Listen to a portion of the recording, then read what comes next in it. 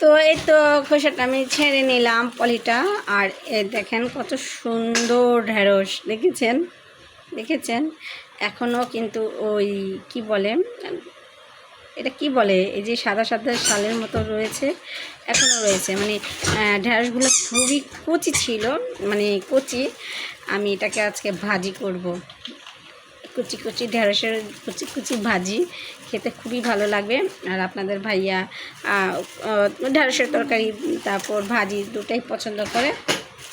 আর আছে কি দেখেন, পটল, বেশ বড় বড় পটল, দেখেন এক এক পটলের সাইজ কত বড় বড়। আর এই পটলের কিন্তু এটার মতো যে কি বলে হাতে লাগে এরকম, মানে এতটা ছিল।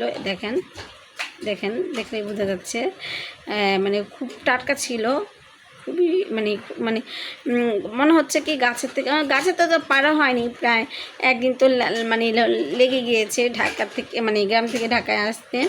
তো যাই হোক, কিন্তু বেশ মানে টাটকাই ছিল, অতটা মানে ছিল না।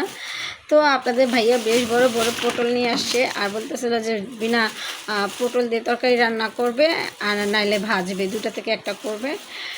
এখন দেখি বিশেষণ নেই কী রান্না করব। আর ঢেঁড়স ভাজি করব, যেহেতু শিং মাছ আছে, তো শিং মাছ দিয়ে আশা করছি পটলটা রান্না করলে ভালো লাগবে। তো এই তো আবার গরু গোশ দিয়ে কিন্তু পটল খেতে খুব ভালো লাগে।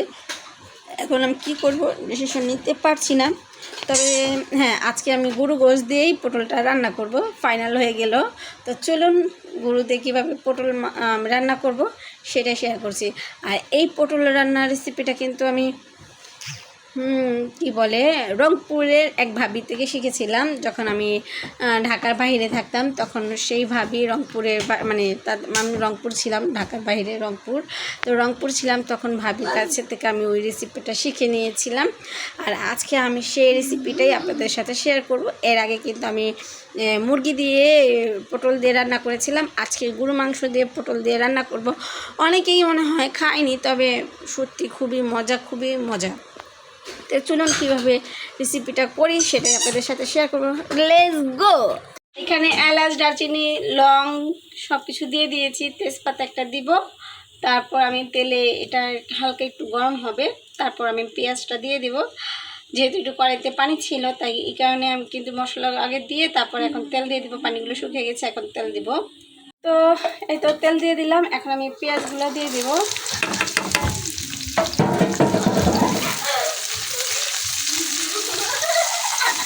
আর এই যে মাংসগুলো আমি ধুয়ে নিয়েছি, গরু মাংস, আর এই যে এই সাইজের টুকরা করেছি। আর একটু পারলে আপনারা যদি এরকম মানে একটু তেল জাতীয় কিছু দিতে পারেন, তাহলে খুবই সুন্দর একটা আসে। আপনারা চেষ্টা করবেন একটু চিকনা জাতীয় মাংস দেওয়ার জন্য, খেতে কিন্তু খুবই ভালো লাগবে। আর শুধু জাস্ট মাংস থাকবে তাহলে ভালো লাগবে না ওরকম। তো মাংসর সাথে একটু মানে চিকনা হাড্ডি এগুলো থাকলে আরও বেশি ভালো লাগবে। আমি কিন্তু হাড্ডিও নিয়েছি।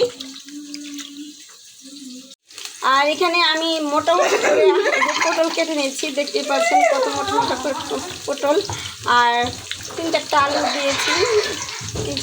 দিয়েছি।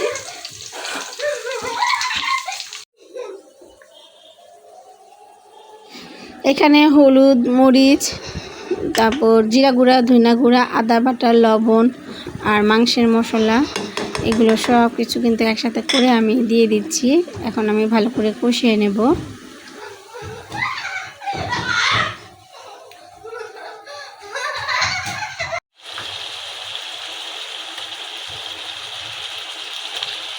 কষানো হয়ে গিয়েছে, তো এখন আমি আলু আর পটলগুলো দিয়ে দিব।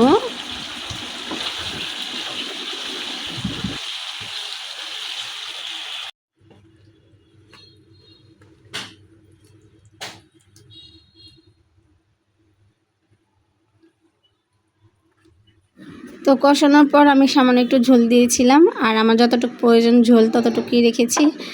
এবং দেখতেই পাচ্ছেন কত সুন্দর একটা কালার এসেছে।